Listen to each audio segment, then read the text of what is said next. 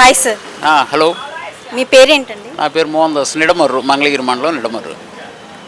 Sir, మరి కూటమి గెలిచింది కదా, దాని గురించి మీరు ఏం ఆశిస్తున్నారు?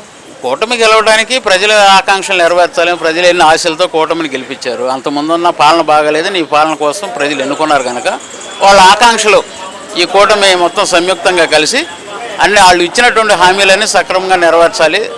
ఏదైతే ప్రజలు పేదలు బడుగులు ఏదైతే ఆశించి వాళ్ళకి ఓటేశారో ఆ ఆశలన్నీ నెరవేర్చాలని మేము కోరుకుంటున్నాం.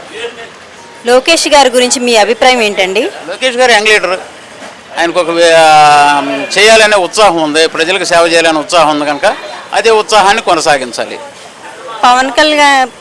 పవన్ కళ్యాణ్ గారి పరిపాలన ఎలా ఉండబోతుంది అంటారు? పవన్ కళ్యాణ్ గారు వన్ ఆఫ్ ది పార్టీ కదా, ఆయన పూర్తి సీఎం కాదుగా.